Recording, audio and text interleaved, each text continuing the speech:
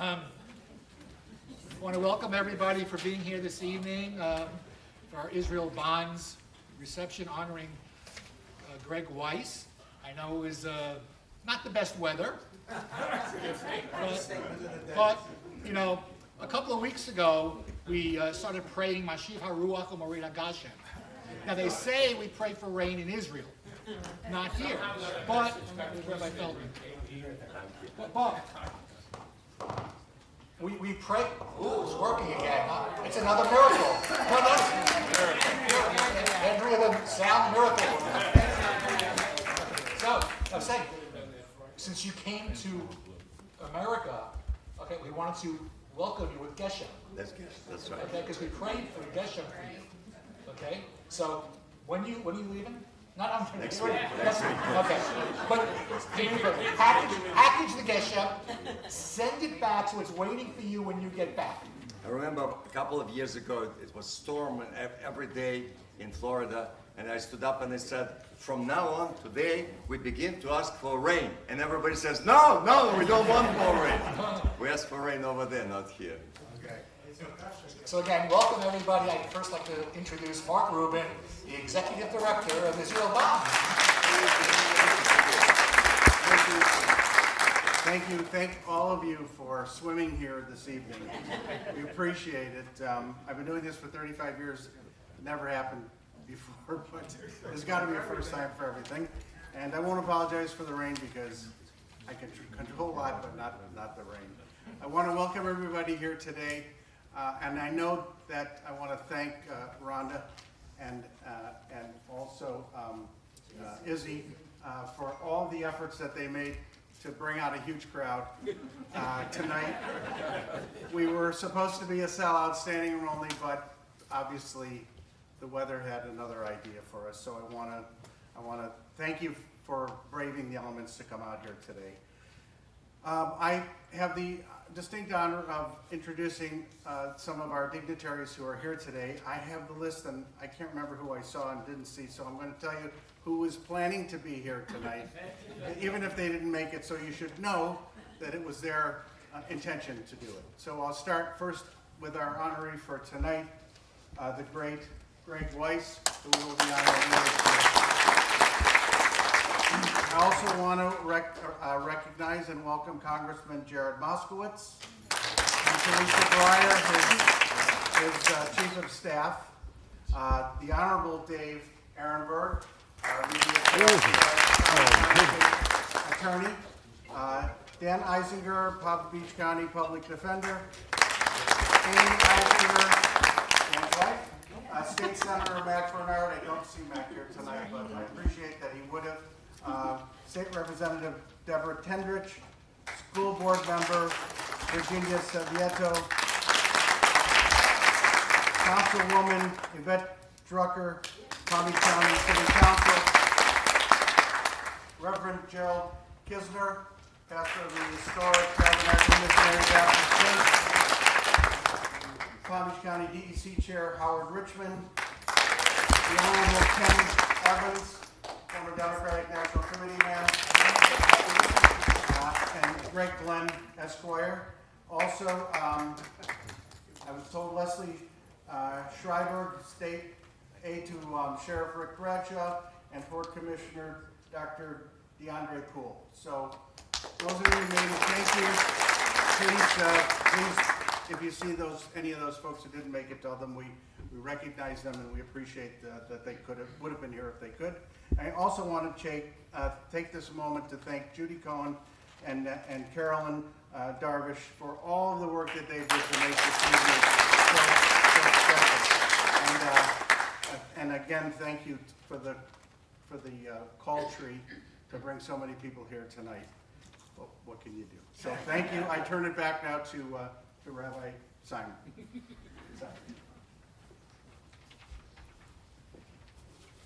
Despite the weather that reminds us of the flood, which was yesterday's Torah reading, we're now in a new week.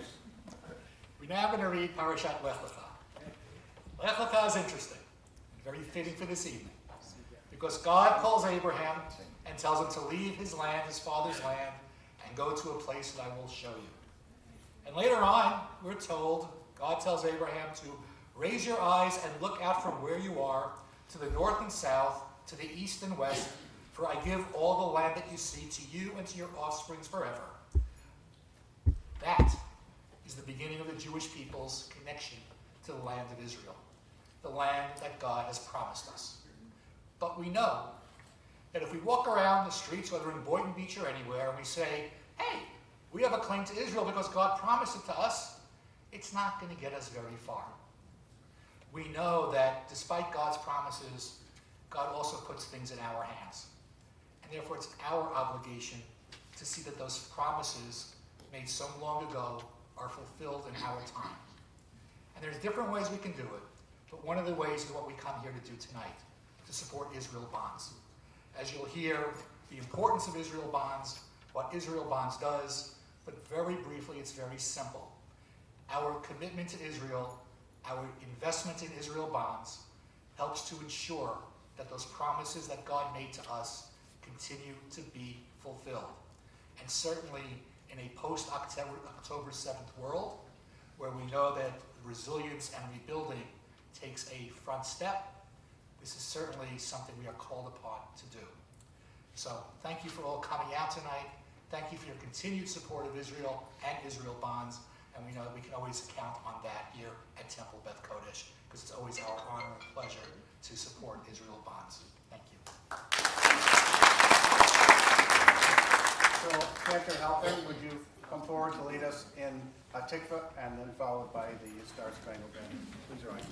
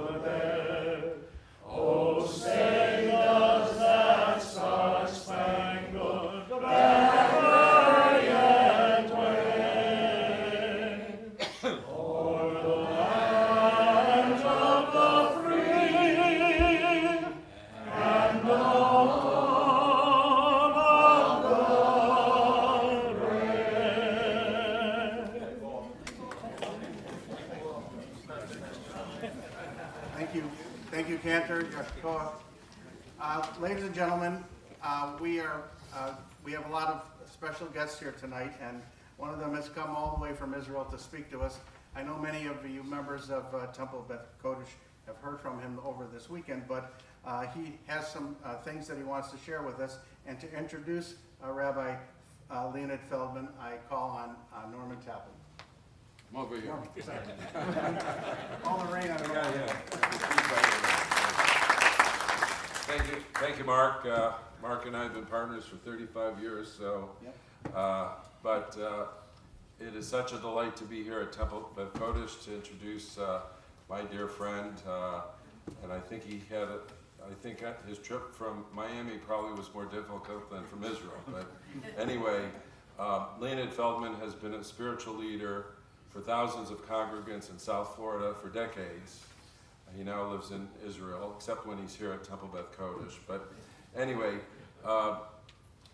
shortly after Rabbi Feldman left to go to Israel, the war erupted on October 7th, 2023. During that time period, Rabbi Feldman stayed in touch with many of the congregants, both in the United States and Israel, on a regular basis. Rabbi Feldman continued reports to his many congregants, including here at Temple Beth Kodesh, both virtually and in person, including his visit last year for Shabbat services and this very same event last December, and so many governmental officials heard about it, they decided to come here tonight, which we greatly appreciated. Having two great rabbis who are fully supportive of the state of Israel and Israel bonds is unique in South Florida or anywhere, and has made a major difference for my family and the community, and it could only have happened here at Temple Beth Kodesh. Israel Bonds could not have found a better honoree today than Palm Beach County Commissioner Gregg Weiss, who you'll hear from, who has served as mayor of Palm Beach County with distinction and also has been a steadfast supporter of Israel Bonds. Mark introduced the many governmental officials and folks of status here tonight, and all of them were helpful in the Israel Bond endeavors here in Palm Beach County. And it's appropriate, we're here in Palm Beach County tonight because Palm Beach County, after the war, acquired a significant amount of Israel bonds, and we have the new controller here, Mike Caruso, who you're going to hear from, and he's certainly a big fan of Israel and Israel bonds, and it's our honor to have the new controller with us. I'd also like to give a shout out to South Florida Congressman Jared Moskowitz and his staff, and thank he's one of the most steadfast Israel backers in Washington. He's never backed off, and thank you, Congressman. And that's not the easiest environment to be in to do that, so I appreciate that. Rabbi Feldman can attest that your generosity can be seen and felt every day in Israel, and directly benefits all residents of Israel, especially at this time with the ceasefire of the war. You'll find that Rabbi Feldman is as brilliant and informative as he's always been. His humor, life stories, and inspirational leadership have touched many over the years. It is difficult to fully put Rabbi Feldman's influence, friendship, and leadership into words. And if you talk to the thousands of congregants who really have enjoyed being with him whenever, and especially here, it's hard to describe what he is, but I've said in the past for Joe Abruzzo and Dave Ehrenberg, they were rock stars, so maybe he can share that same label. So anyway, Rabbi Feldman will share his insights from living in Israel since the war began, and his update on the current situation in Israel, which he spoke about here Friday and Saturday at Shabbat services. I'm honored to present my dear friend and one of my two rabbis, who's not only a motivational leader, but a very dear friend. Please help me greet Rabbi Leonid Feldman.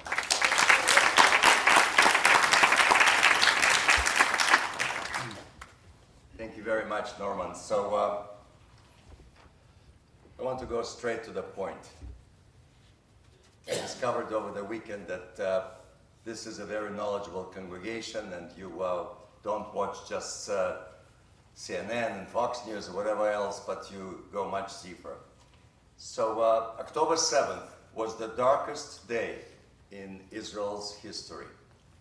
It is one of those existential moments equal in magnitude to the war of 1948, the war of 1967, the war of 1973. This will be in history books forever. Jewish kids all over the world are going to talk about that day. It's hard to describe, ladies and gentlemen, for you, if you were not there that day, what we experienced. This was like against everything that Zionism is supposed to stand for. Zionism basically was created so Jews will never be helpless, defenseless, and suddenly we did not know what happened. It was an invasion. It was on Yom Tov. Some of us don't use the telephones and turn on the TV and so on. I remember when I came home from synagogue, I saw that my daughter was panicking. She says, Papa, they may be running around Tel Aviv. We don't know what's happening and so on. So the question is, how did this happen? How did we get to that? Everybody has been asking this question. One of the best armies in the world, one of the best intelligence services in the world. How did this happen? And so in order to really understand and appreciate what happened, we need to go back in history a little bit. I want to go back to 1967. After the Six-Day War, Israel suddenly became much larger. We acquired the West Bank, what it's called here. In Israel, we call it Judea and Samaria. We acquired Sinai, the entire peninsula. We acquired Golan Heights, and of course, Gaza from Egypt. And the question was, the entire country was wondering, what do we do with that land? It's a dilemma. How do we, what happened? And basically there are two great ideas, two visions occurred in Israel. One was on the right. The people on the right said, we need to settle the land as much as fast as possible, create towns and cities and vibrant life in these territories, and this will connect this regular Israelis to the land, to our heritage, to our history.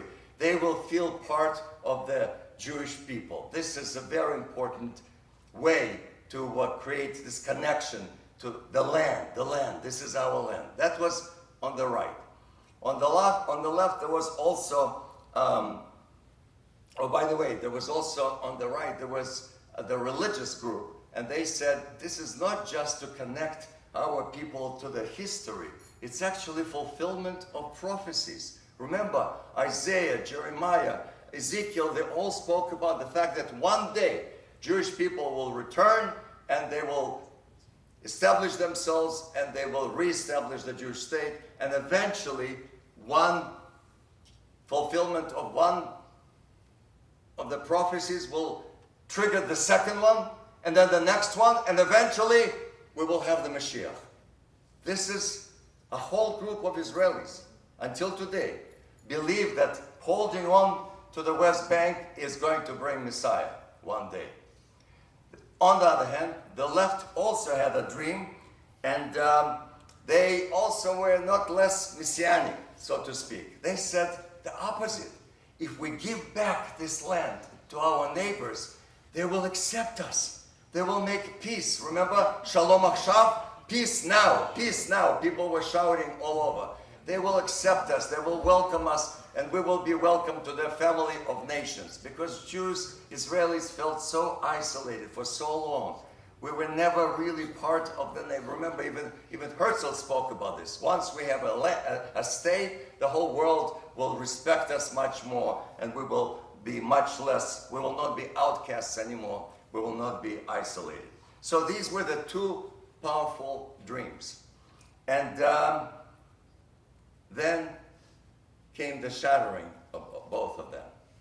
First, what was the first intifada? I don't know if you remember the first intifada. What was the symbol of the first intifada? It was a Palestinian child standing with a rock like this, throwing, and on the other side, what did you see on CNN? What did they show you? Israeli soldiers with helmets and uniform and machine guns. That was basically the symbol of first intifada. And the first intifada broke the heart of the right, because we used to be David against Goliath. We're a small country against these powerful enemies. Suddenly, everything reversed. The whole world was saying, look at Israel, powerful Israelis are shooting at children. And a lot of the Israeli soldiers who were serving in those territories, they were saying, Is that what we're supposed to be? I went to the army to defend my nation. I didn't go to the army in order to race after Palestinian children.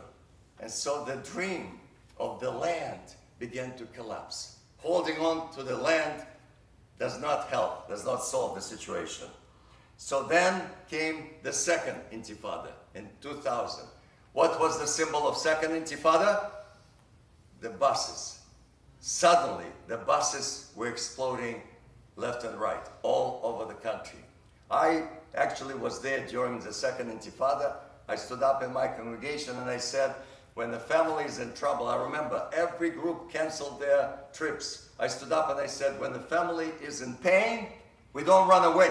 We go and hold them and hang and hug them and so on. And we went there and we were welcomed. The Israelis were so grateful. Americans came to support us and so on. But I remember a lot of my friends were telling me, we kiss our child in the morning, goodbye, and we're not sure if we will see the child in the evening. Because the bombs were all over the place. You remember, coffee shops, pizzeria, there was a discotheque, 21 young kids, Russian immigrants just arrived, 19, 20 years old, were all dead there. There was a cafeteria at Hebrew University. By the way, the guy who bombed that cafeteria just was released as one of the 2,000, those murderers. This is another thing that you don't see on the news here. 2,000 murderers came out with blood in their hands. Imagine how the parents of those kids who were bombed in that cafeteria or in that discotheque, they're seeing the face and they say, this is the guy, he murdered my child. And now they're welcomed like heroes. They walk around like this. They're the heroes. And you know, by the way, when they come back, when they get out of Israeli prisons, there is a nice savings account sitting there. You know that Palestinian Authority has been paying them a salary all these years. Who gave them this money, by the way? You did. You did. American taxpayers were sending money to the Palestinian Authority, and he's been paying salaries. The more Jews you kill, the higher your salary is. So they just announced, I remember last week, they said that one guy came out, and he's a multi-millionaire. He can buy an apartment in Dubai. He's going to have a good life now, a murderer. And some of them, by the way, are going to become leaders at Hamas. What do you think? What, are they going to go to university to get a PhD in French literature? Yeah. So this is another thing that we have to be aware of. This is the price, and I spoke about this yesterday, that our enemies discovered that there is something about the Jews. We care about every single life. I spoke here about what we experienced last Tuesday. You could not experience it. I know that you were watching those videos and so on, but we were glued. The entire country was glued to the screens, and we were sitting there, and we were hoping that these hostages will be standing on their feet. Do you remember one of them was forced to dig his grave? Do you remember that? He was like a skeleton. It was scary to look at him. It was basically like Auschwitz. And I remember he was saying, I hope I have a few more days left. He came out. And I remember every commentator on television was shouting, he's standing on his feet, he can walk, because we had no idea what to expect. And only now we know what kind of torture they had to experience there. One of them was chained to the cage for 3 months. He could not move. Imagine the muscles, what happens to you, especially if you eat 1 pita a day. 1 pita a day, that's how they were surviving. And you probably remember Noah Argamani. She's one of the most famous faces. Remember that scene when she's on a motorcycle screaming, her boyfriend just came out. And I don't know, you have to look it up. When they met, we were so scared. He was shaking. He was barely walking, and she just grabbed him. She waited for him all this time. And God willing, he will be able to heal. By the way, healing, you know, everybody says, look, at least physically they look okay. That's physically. Do you think mentally, emotionally, they will ever be normal? Probably never. Never, probably never. Some people say it will take 30, 40 years to come back to somewhat normal life. and you marry a person like this. Can you imagine what kind of life? I mean, these are our people, ladies and gentlemen. And yet, for those 20 people, we were willing to give away 2,000 murderers. And it was miraculous that it happened. Because as I said Friday night, we never expected that every single one will come out of there. But thank God, this miraculous event happened. You saw the picture of all these Muslim leaders standing there saying, yes, we want the hostages out. They never mentioned hostages for 2 years. Suddenly, there are deals there. 3 real estate moguls are fighting for peace and affection. Maybe it's better. Maybe it's better than diplomats. Diplomats have been trying to do this for 60 years already and so on. Now, I want to say one more thing about the Second Intifada with these suicide bombers and so on. The Second Intifada destroyed another myth. The Second Intifada came not because of the occupation. It came immediately after Oslo Accords, when we were offering to get out of there, to stop the occupation. 3 weeks later, the bombs began.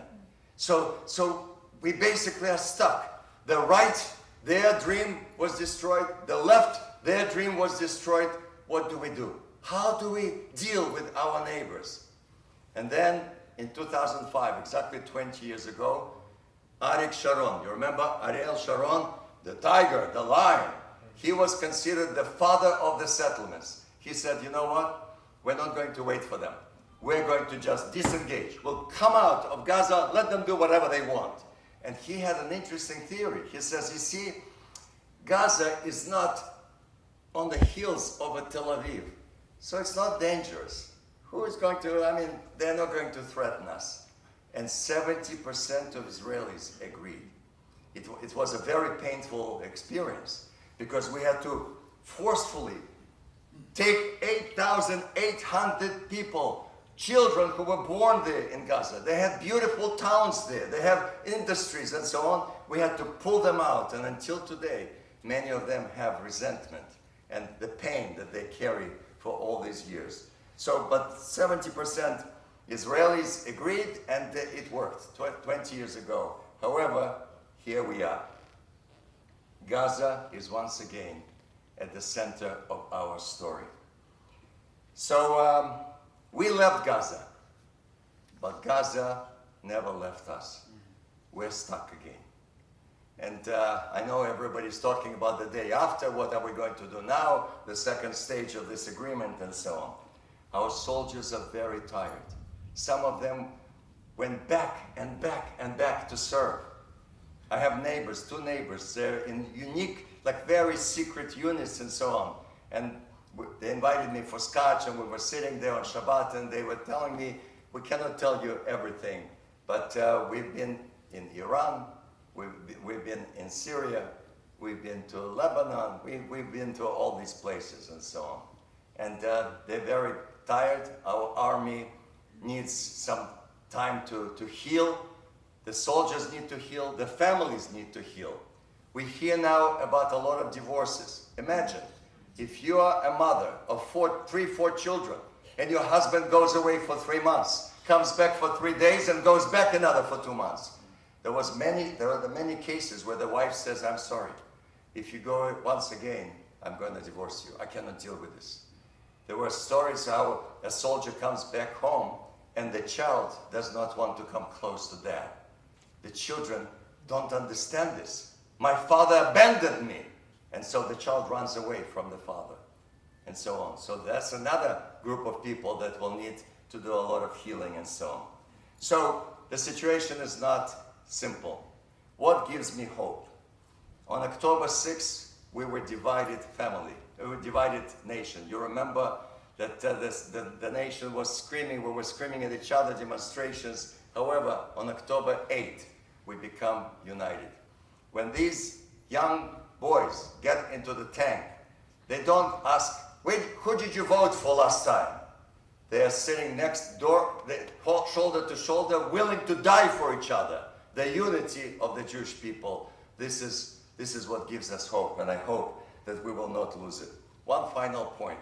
My friend and classmate in rabbinical school, Rabbi David Wolpe, was asked at some conference, what gives you hope? And he gave the most brilliant answer that a lot of rabbis have been quoted. So this is what he said. I imagine a conversation with my great-great-grandfather, and I say to him, Grandpa, do you understand?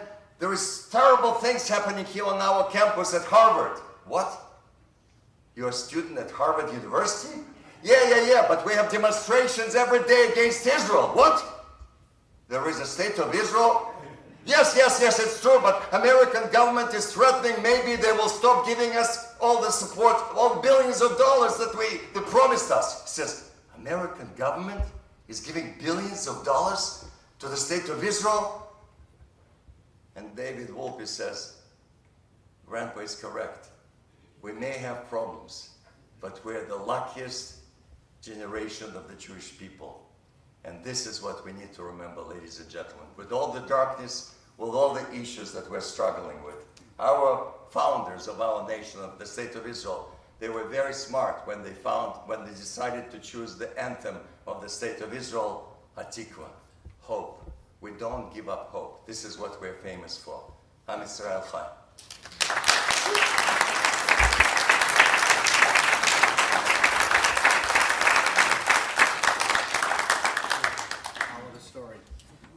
So, we have a very, everybody who's here is special today, and again, thank you for coming. We have a very special presentation by our Palm Beach County Clerk and Comptroller, Mike Caruso. And Mike will be introduced by one of our community leaders down in Boca, Louis Stahl. And Louis, if you will come forward to introduce him. And I want to just say one thing that surprised me about Mike Caruso. As we were singing Hatikva at the beginning of this program, Mike was singing every single word with us. Wow. So, good for you, man. You have a great voice. And it really touched me to hear it. So, Louis, please. Yeah.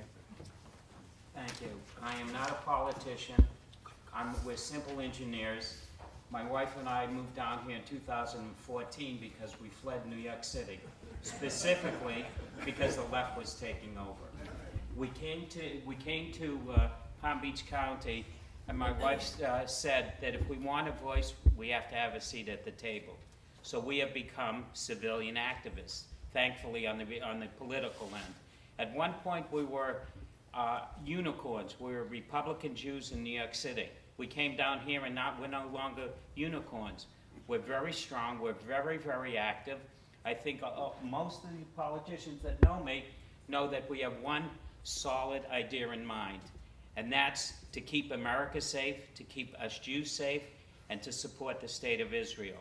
So along with that, being a son of a Holocaust survivor, having served in the IDF in 74 through 78, 4.5 years, I know that the people that we went after then, and most of them were the terrorists that blew up our Olympic athletes in Germany. We went after them, we found them, we ended up in Beirut, but that wasn't enough. Because what ended up happening is those same people, as my wife keeps telling me, they worship death, we worship life. So that's one thing that we're learning here in this country. If you look around what's going on right now, without the patriotism, without some form of faith in God, whatever that faith might be, I don't think any of us can survive. So as I look at Israel, I look at the fact that Israel, as well as the Jews, are fighting a war for civilization. That's right. So what we do in Israel, most of our family lives in Israel, in fact, but we live here. Why do we live here? Because without the United States, Israel doesn't have that strength. So one of the things I'm very proud to say is we're very close with Mike Caruso, who's one of the finest Christian Zionists we have known in our lives. We were introduced 12 years ago, right? From one of our friends in New York City. We're actually one of our interior designers as we were building our house. But, and we met Caruso, the Carusos, right? Remember that? Right. It was absolutely amazing. So I want to tell everybody in Florida, we truly appreciate the support that you give Israel. It's our tax money, and we own a number of houses, so we pay our taxes. And we appreciate the fact that our elected officials do listen to us. Everyone who's elected listening to that. We will support those who support Israel. We will support those who will support the United States, and we will support Mike Caruso. Thank you very much, my man.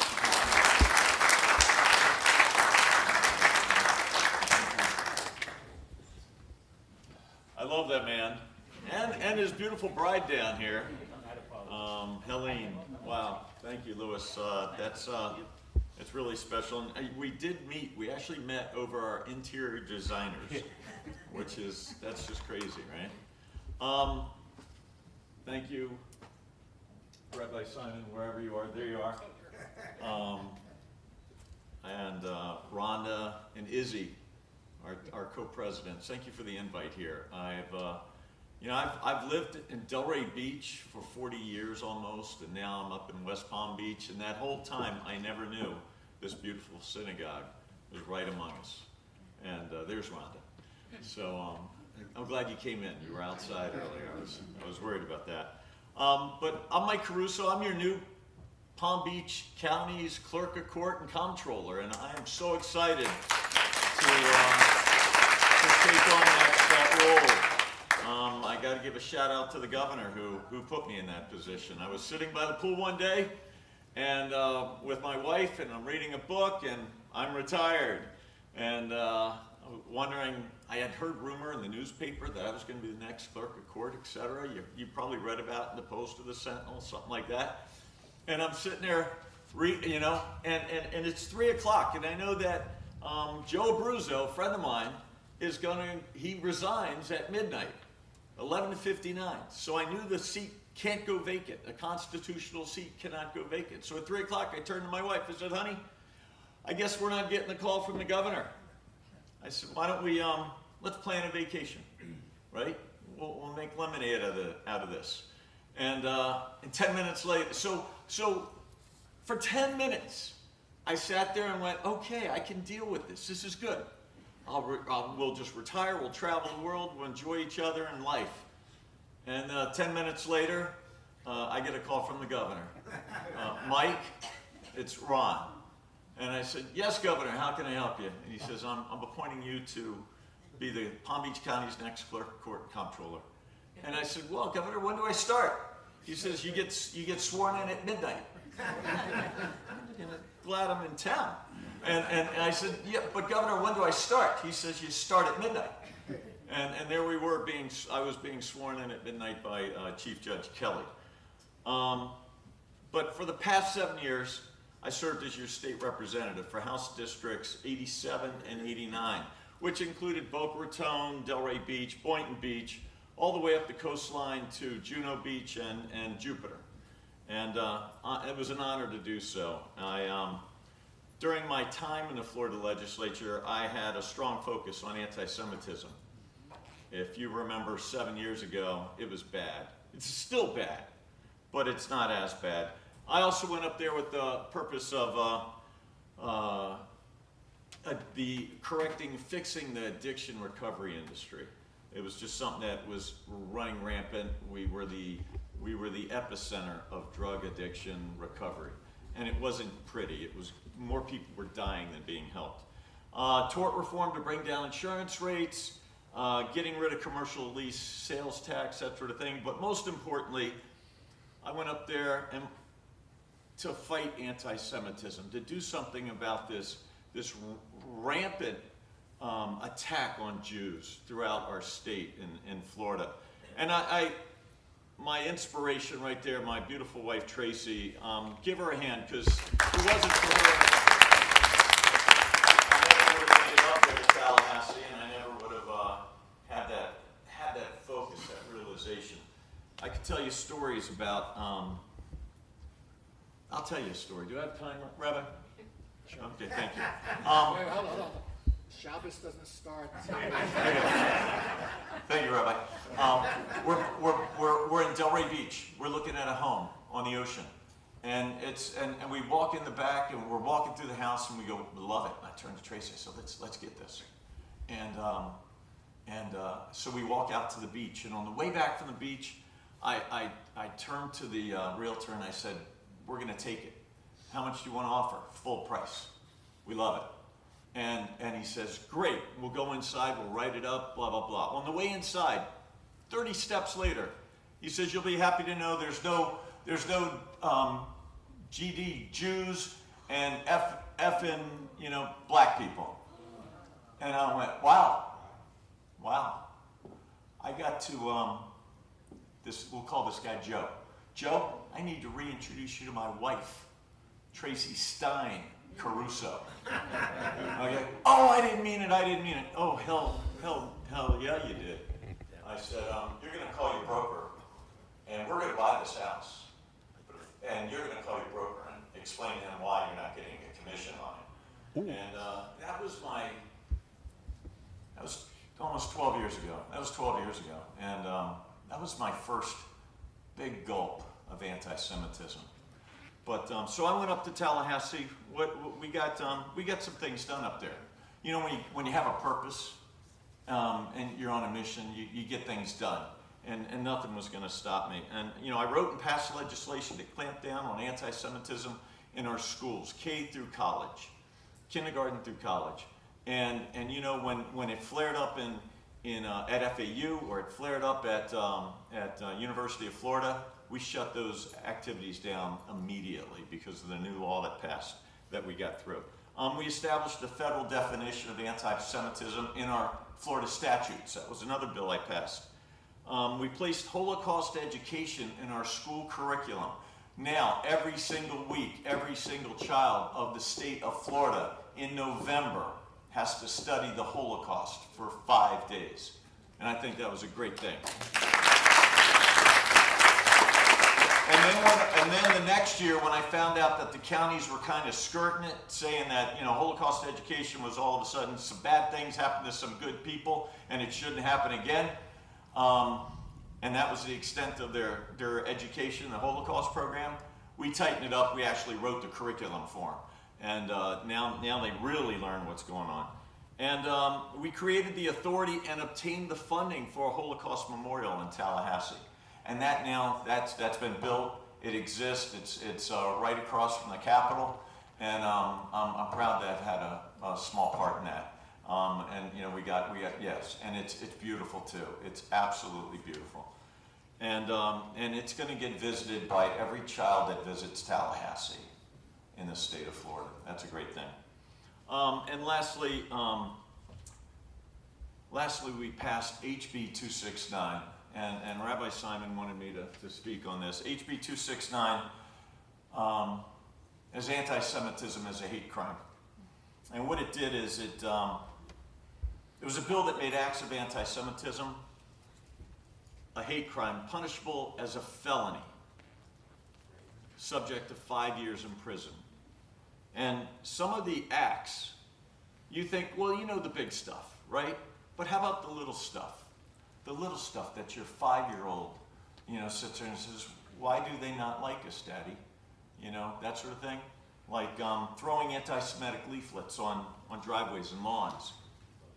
And then in the darkness of night, and then skirting away like chickens, okay? And your children find that, and they want, why do they hate us? Or harassing Jewish families walking to shul. Okay, that's now a hate crime, punishable by 5 years in prison. Okay, projecting swastikas on a building. That's a hate crime, subject to 5 years in prison. The head of the Goyim Defense League, he tried to test that one. He got caught. He got put in jail. Okay? I think the whole Goyim Defense League left Florida. Attacking Jewish individuals with prejudice. How about damaging a synagogue, spray painting the front door or the side or something? 5 years in prison now. It's a felony.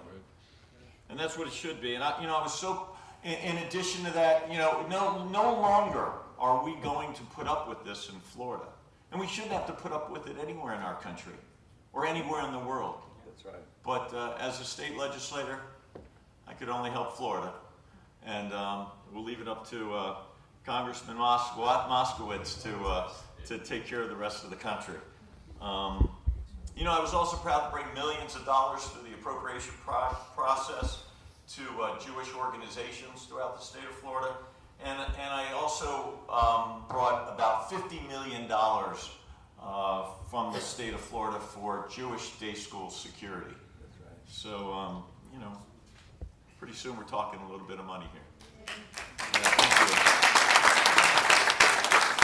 But today, I'm here as your clerk of court and comptroller, Palm Beach County.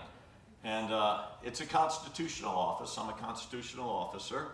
And my office, we do, tax collector, what does a tax collector do? She's a constitutional officer. She collects taxes, okay? And Dorothy Jacks, our property appraiser, what does she do? She appraises property, okay? What's a clerk of court do? He runs the 15th Circuit and county court. I've got 700, almost 700 deputy clerks, and I'm responsible for all of them. But on top of that, we monitor the county's budget. We monitor the county's debt. We pay all of the county's bills. We pay all their payrolls, over 7,000 employees. We protect and process all civil documents and criminal evidence. Okay, I do. My department does. My office does. We issue jury summons, and no, I'm not the one to call if you get a jury summons. Who's got one recently? Thank you for serving. Thank you for doing your duty there. I really mean it. Without it, our system doesn't work. I'm also the Inspector General. I'm the county auditor. And lastly, I'm personally responsible for the county's approximately $6 billion of investments. That's another small bunch of change. Even God's going, oh my gosh. Well, tonight I'm here to talk to you about the $6 billion of investments, specifically how Palm Beach County is currently the largest holder of Israeli bonds in the world. Wow.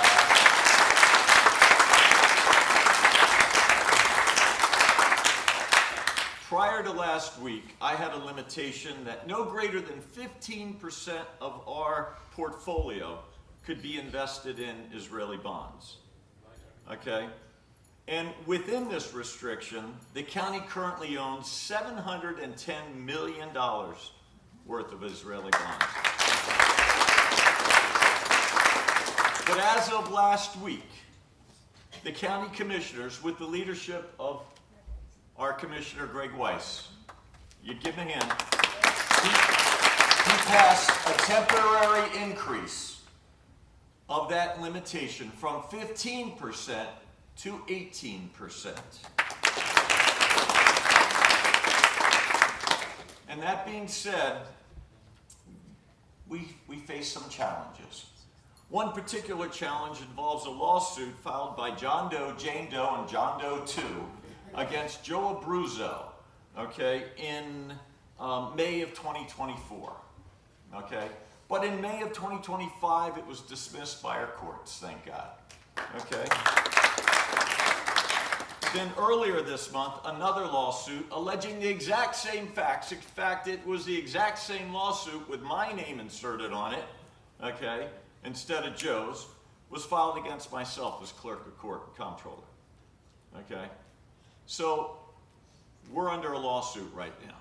So I shouldn't be talking up here about Israeli bonds, but I couldn't stay away, and I can't say no to this, okay? So under the restrictions of counsel, here's what I can say, okay?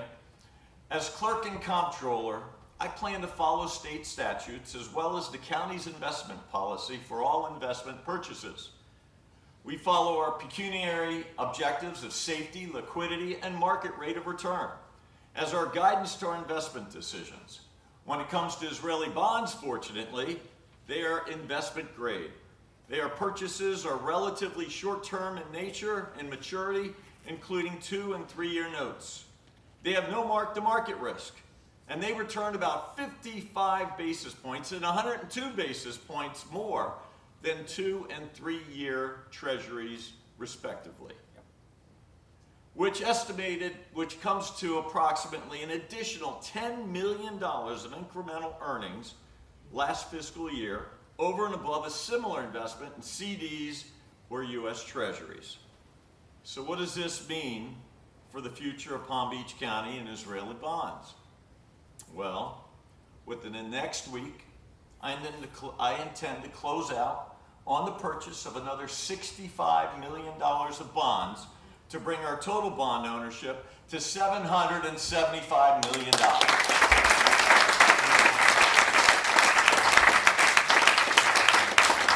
You can take credit for that one, Rabbi Simon. Okay. And assuming nothing changes in the next 3 to 4 months, our investment portfolio peaks in February of 2026. Interesting how this temporary increase in percentage expires at the end of February. But it is my intention, my promise to you, that Palm Beach County will be the first $1 billion holder of Israeli bonds in the world.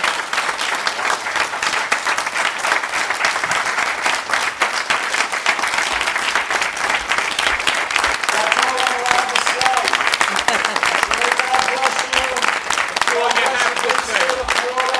The United States of America, and may God bless the state of Israel. Thank you very much.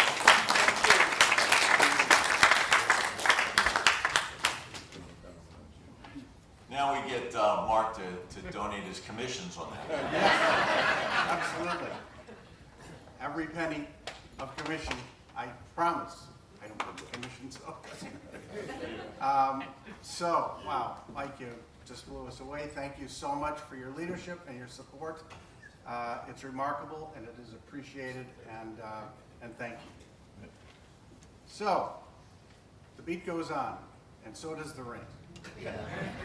But we now, God is speaking. that's right, God is speaking to us tonight, that we are doing His work.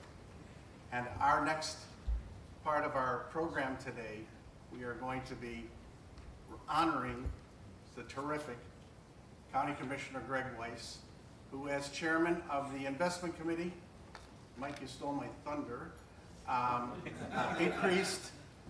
under his leadership, increased the amount of Israel bonds permitted to be invested in by Palm Beach County from 15 to 18%. And we really appreciate that. And in order to properly honor Gregg tonight, there could only be one friend of both of ours and all of ours who could present him with his award and speak about him. And that is Dave Ehrenberg, our former state attorney, and a dear friend.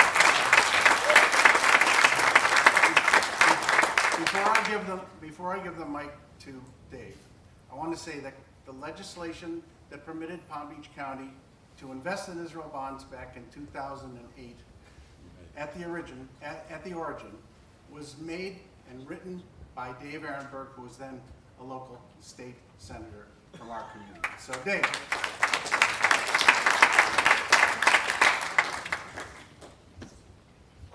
Thank you. Oh, wow. All right. Thank you, Mark. Thank you, Rabbi Simon. Honored guests, Rhonda, Izzy, this is an honor for me because Gregg Weiss is not just a former colleague, he is a friend, a true friend. He's always been there for me, even when I lost my beloved Basset Hound, Cookie. And when you lose a dog, you know how traumatic that is. And Gregg not only was there for me, but he also got a proclamation from the county in honor of Cookie Ehrenberg. It still hangs on my wall. And I know that we're here to talk about huge things, $780+ million. That's real, that's huge. It's those small things that really mean a lot, person to person, and it's always meant a lot to me. So grateful for your friendship, Gregg Weiss. You're a true mensch in every meaning of the word. Now, Gregg Weiss could be elsewhere. I mean, he's a self-made man. He did very well in the private sector. He could have just retired. He could have been on a yacht right now battling the waves of the Pacific Ocean. Instead, tonight, he's battling the waves of I-95 and Gateway Boulevard. But instead, he chose to pay it forward. Instead, he chose to give back, to epitomize tikkun ulam. And he has been active in our community for many years, especially in the city of West Palm Beach and the neighborhood association, and then he got elected to the city commission, and then he got elected to the county commission. He became the president of this group called not exactly, it's like the presidents of the condos. It's the condo presidents group. Now, this one deserves mention because you want to talk about political mishigas? Right. You put yourself at the head of all the condo leaders. That is difficult. I mean, you have the patience of Job, my friend. And all the while, he is this tech expert, this person who is proficient in AI and to help lead the county forward into the future. In fact, my mom, who's 83, and oh, she was going to hate me for saying that. I'm sorry. Stop the tape, stop the recording. But my mom told me one day that she and my dad were at Addison Reserve, and they heard a speaker about AI, this new thing called AI. And I said, who's the speaker? Gregg Weiss. He said, oh my gosh. Gregg Weiss somehow taught my mom about artificial intelligence. That is not an easy feat. I could imagine, that's like Gregg Weiss telling like King Ahasuerus about like ChatGPT, or maybe Esther, the wife of Abraham. I don't know. I am very impressed you're able to educate her about that. But that's just a little bit about Gregg Weiss. See, Gregg Weiss, his passion is serving others, but part of that is his passion for the people of Israel, the state of Israel. He wears that pin, the U.S. Israel pin, not because he has to, but because he wants to. He wears it not because of political expediency. He wears it each and every day, inside the temple, outside the temple, because he believes in it.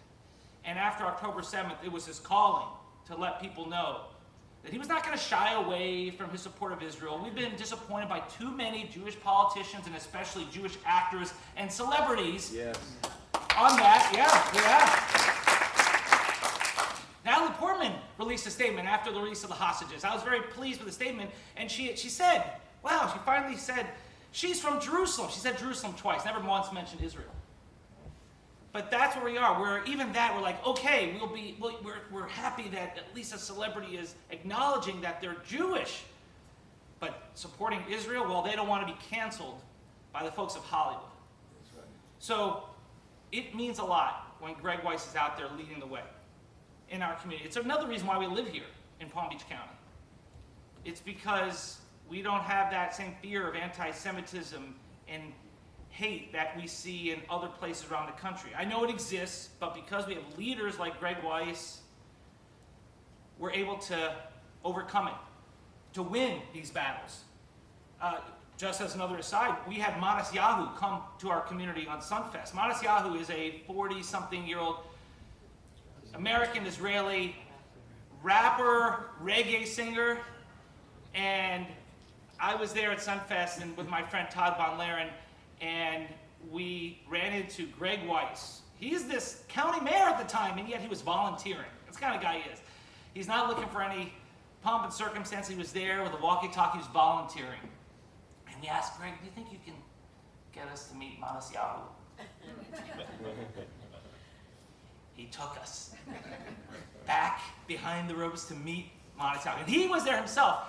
And I gotta tell you, for a guy who's done so much in his life, he was as giddy as the rest of us to meet this real laid-back, 40-something-year-old reggae rap star who's probably under the influence of something at the time.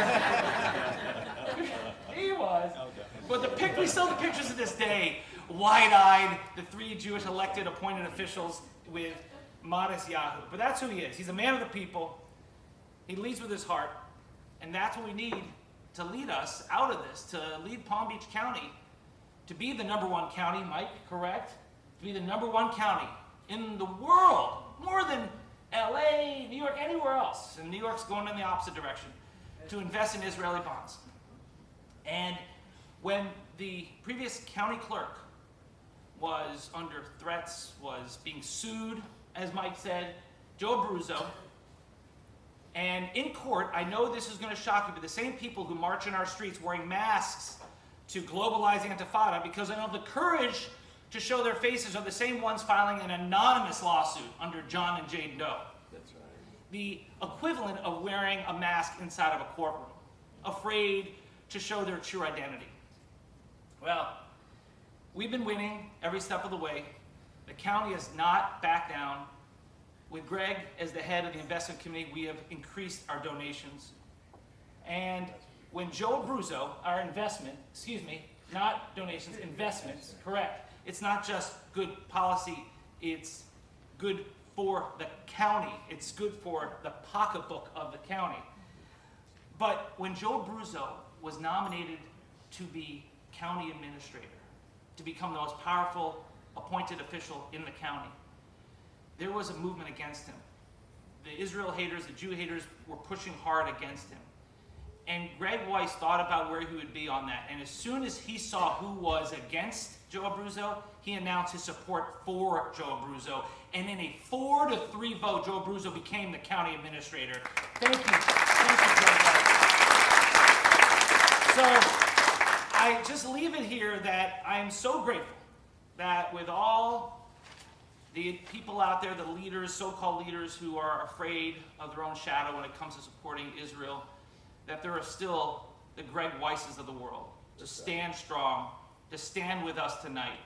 And for that, Gregg Weiss, I am pleased to present you with this amazing, plaque with a medal in recognition of exceptional support to strengthen Israel's economic development. We deserve the Commissioner Gregg Weiss.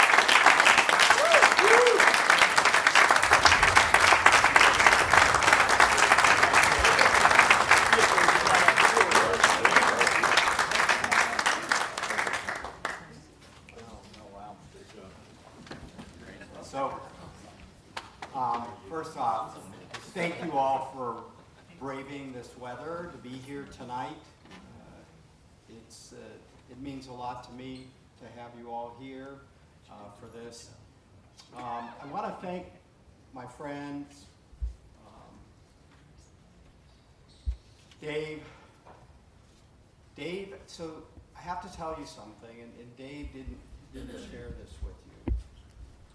I had just become mayor of Palm Beach County, and it's something we rotate through. It's, you're no more powerful than everybody else on the commission, but you have another responsibility, and that is to be the voice of the county and to help run the meetings. When we had those horrific incidents of anti-Semitism happening in West Palm Beach, you remember they put that swastika on the building, and they were dropping those leaflets around. I called Dave. Dave was our state attorney. I called Dave. I called our sheriff. I called the mayor of West Palm Beach. I got everybody together in a meeting. And everybody was focused on how we protect the community. Dave helped us lead the way in creating, because we passed an ordinance making it a crime in Palm Beach County. We can only do misdemeanors. We can't write ordinances for felonies. But he helped us craft that to start to give them tools to be able to fight what was happening in our community. So Dave, thank you for that. Mike Caruso then took what we had done, and he was in fact drafting his own legislature, drafting his own bill. And he took that and took it even one step further. I went up and testified on behalf of them, and he passed that bill, making it a felony, like he said. So thank you much. There's one other story I want to, that early days when that happened, we gathered everybody together in the street, right in front of the AT&T building, right in front of where they had done this, to stand up. The Jewish community, but members of other communities came to support us. And one of the people that was there was Reverend Kisner, who is here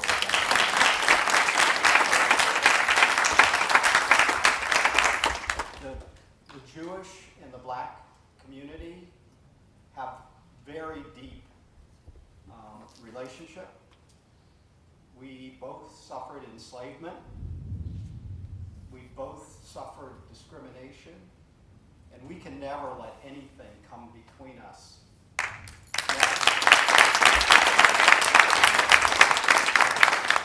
So I'm going to be brief because I know everybody wants to have dessert and get out into the rain. But it's an honor to receive this.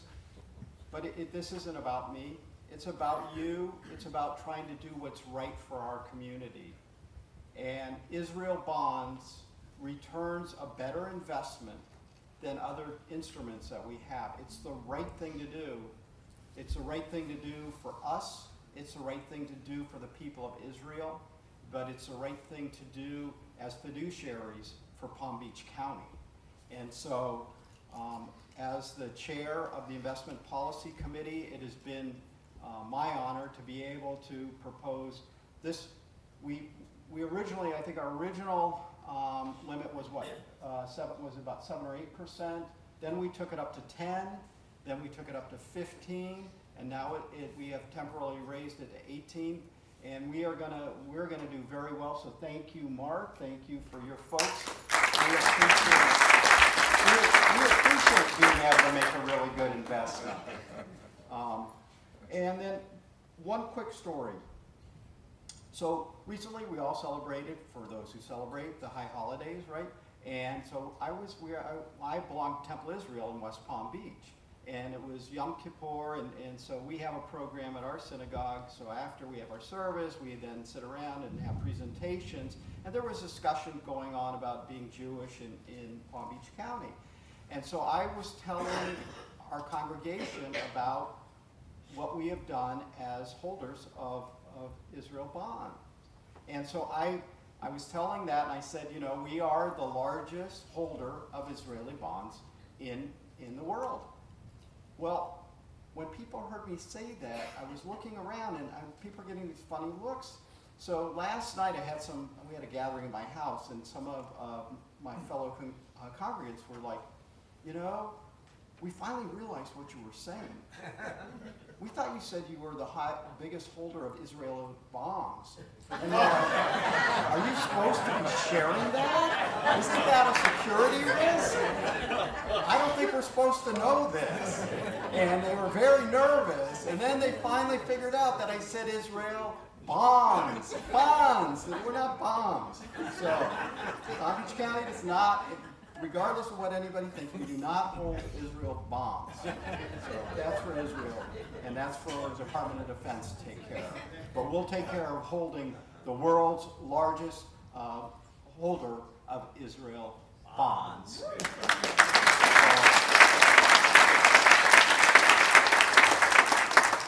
I want to thank you all for being here tonight. I want to thank Mark. I want to thank you, Rabbi.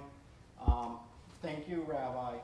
Thank you, Congressman, for being here. Thank you all for being here. And I am so proud and honored to be able to have received this recognition. But it's not about me. It really is about the work that everybody up here has done and will continue to do, and you'll do, to make this a better community.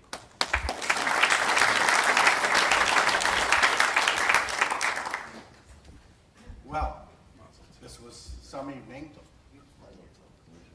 Oh, I see Mac Bernard back there in the back. Mac, thank you for braving the weather.